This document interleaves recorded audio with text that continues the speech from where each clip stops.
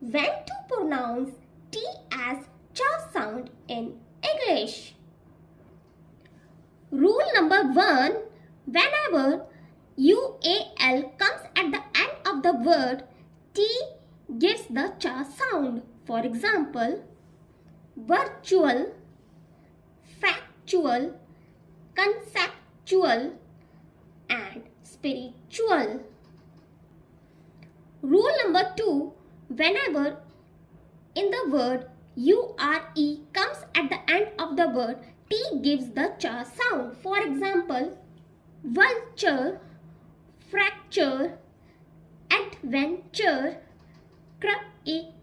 creature, mixture.